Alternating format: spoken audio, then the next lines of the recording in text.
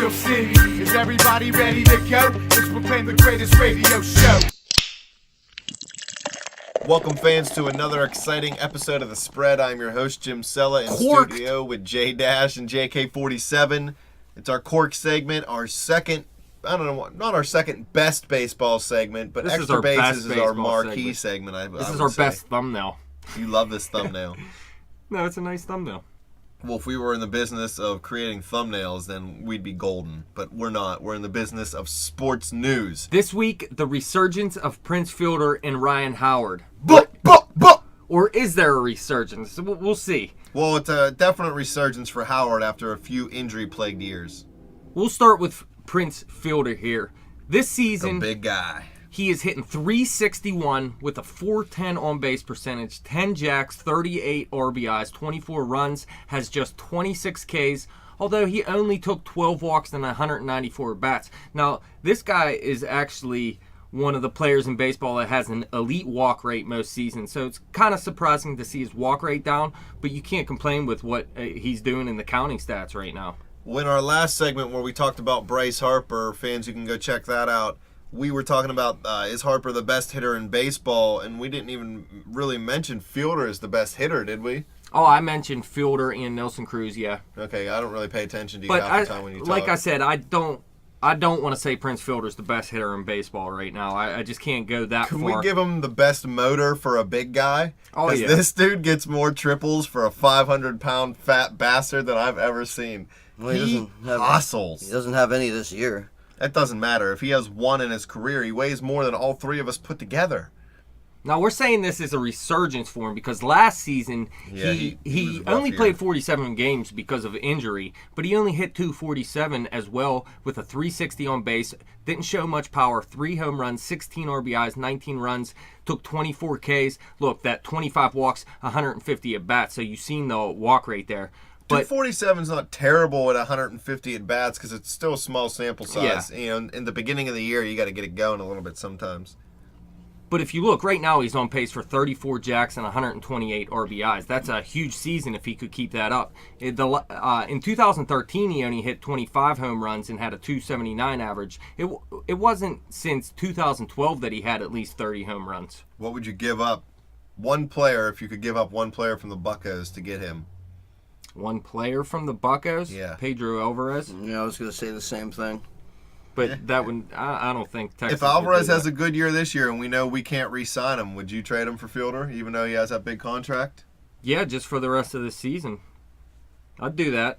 Now's the time to make a move like that with Pedro, where you just trade him for a guy for the end of this season that Yeah, can help because you're you not win. going to keep him. I mean, the Pirates, just plain as day, aren't going to give him $100 million, and some dumbass organization, and this isn't me hating on Pedro, but somebody's going to overpay him. People overpay power.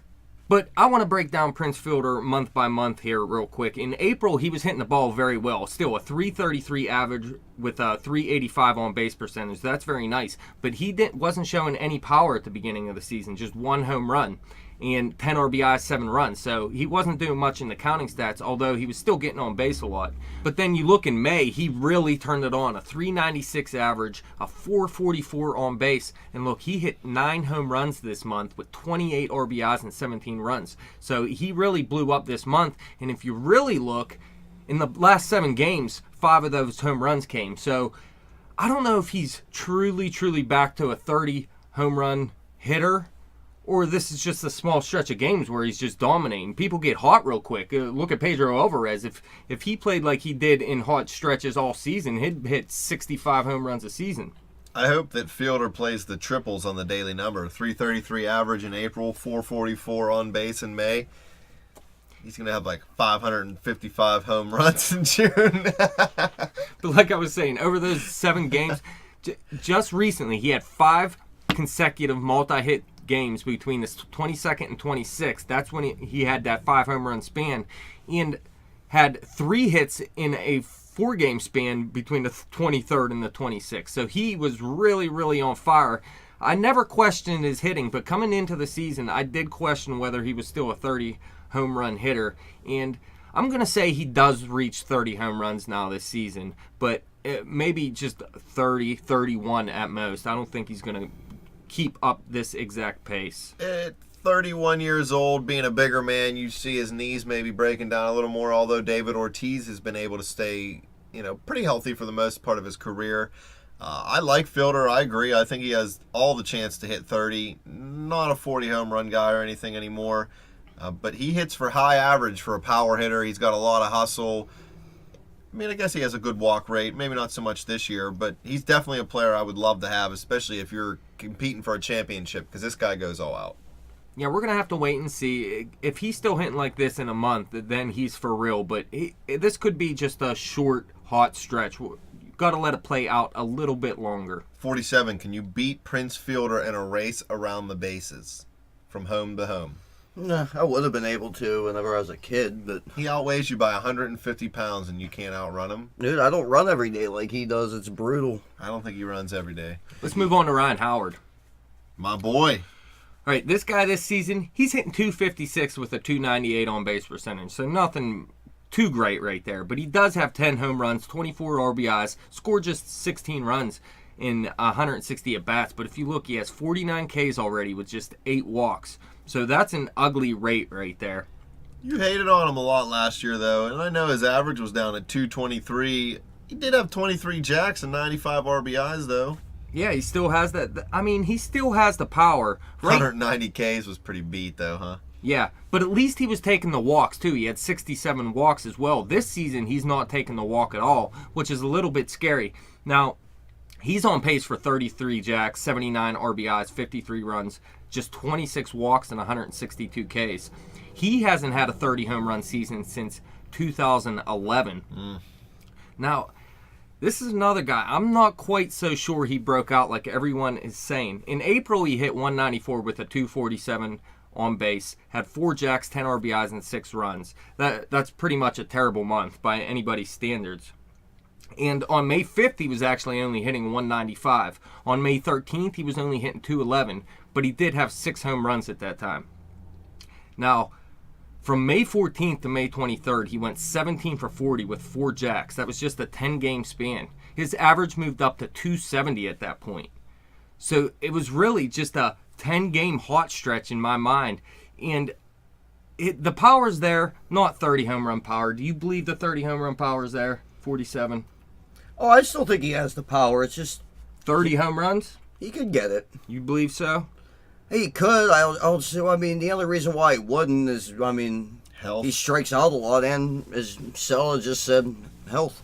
That's what scares me, is health and the fact that he's not taking any walks and he's striking out a ton right now. The one thing you can say is with the Phillies, they're not playing as bad as they were early in the year, but they owe him $60 million for this year, next year, and the season after. Yeah. So if he's doing anything, they're going to leave him out there because they want to get as much out of him as they can for the amount of money they're going to pay him. So he'll get the at-bats as long as he's healthy. Yeah, the better he plays, the more they'll get in return. So they're hoping he plays well. But if you look, he's just 1 for 11 with 6 Ks over his last 3 games. So that 10-game stretch, he might already be cooling off. His average already dropped 14 points. He's back down to 256, like I was saying. But overall, May, he had a good month. 307 with the 340 on base, 6 home runs, 14 RBIs. If he can repeat that even 1 or 2 more times and then have a couple down months, it should be a good season by overall numbers. If he can hit 30 homers and 100 RBI this year, that's like the 100 gift. RBI is really, really questionable. I don't think with the Phillies he's going to be able to get 100 Even RBIs. 30 and 80 in this lineup, that would be a gift from God for the Phillies because they'd be able to move him in the offseason most likely for those last 2 years and clear up some room.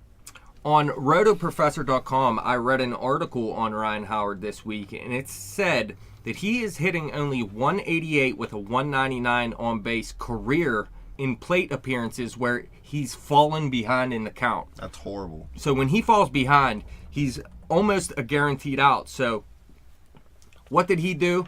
He is trying to swing at pitches earlier. In 2014, he swung at the first pitch 7.2% of the time. That was good for 170th in Major League Baseball. Now this season, he's swinging 11.9% of the time. Good for 16th in baseball. So what he's seen is when he falls behind in the count, he's not getting a hit. So what do you want to do? Don't Get fall ahead. behind Yep. in the count. Jump Swing out at on that that first first pitch. pitch. Because usually the pitcher, if they know that you're not going to swing at first pitches, 7.2%, 170th in the MLB. They're going to throw a fastball right down the middle, try to get ahead of you, and then you're beat. If they know that you're bad when you get behind in the count, they know that too, those pitchers and the catchers that are, you're going against. So it all added up to bad things for Howard. He definitely is going to make it a little bit better this year, swinging at the first, well, maybe not the first pitch, but yeah, the first pitch most of the time. Yeah, swinging at the first pitch. I think that is the one thing I'm looking at here that I actually think he can play better than he did last season. Maybe he will outdo the 23 home runs, maybe 26, 27, and it looks like he's going to hit better than 223. Maybe as high as 260. I'd be surprised if it was any higher than that by season's end. But he really got to pick up his walk rate, and he's not going to get the 100 RBIs like you were saying. I don't even think he's going to repeat the 95 RBIs, but I think he is a better baseball player than last season. Still not a dominant player anymore. It's funny, 47, because with baseball guaranteed contracts, it doesn't matter if Howard does nothing or if he becomes an all-star, but if he's an all-star, it means so much more for the Phillies than it does if he sucks. Unfortunately for Philadelphia, right now, they just don't have anybody better. But let's not forget, too, he's 35 years old, so even if he did pick it up a little bit, it's not like he's going to be good for the next 5 years. I wouldn't even say 5 years. I don't see him as a 40-year-old baseball player. Injuries regressed him big time. Yeah, it slowed his bat speed. And the shift hurts. Well, the thing is with Howard is Manfield he's swinging more at these first pitch fastballs. What pitchers are just going to get smart. They're going to start throwing them breaking stuff. And that's what. Yeah. And that's where the decrease of bat speed starts to hurt you, because then you can't catch up to that fastball whenever you're sitting on that breaking ball or whenever you're full or whatnot. That's why smart pitchers win out. You don't have to have dominant speed. Look at Greg Maddux. So in the end, I'm saying Fielder, he is back, not to a 30 home run hitter per year. He can do it maybe here and there. Howard, I'm going to say he is not going to be the same hitter he ever was, but he's a little bit better of a hitter than he was last season. I'd like to see him trade. If he wasn't owed as much money, I'd like to see him trade Pedro for Howard. Just because I like Howard. I don't think I'd take out F Pedro. So the consensus 5 years is ago I would have Fielder over Howard. Well, that wraps it up. Thank you guys for coming in studio. Thank you, fans, for listening. Fans, you can follow us on Twitter at bet_the_spread. You can follow me on Twitter at betjimthewin. Check out our new website, thespreadnews.simplesite.com. And like us on Facebook and subscribe to that YouTube channel. Peace.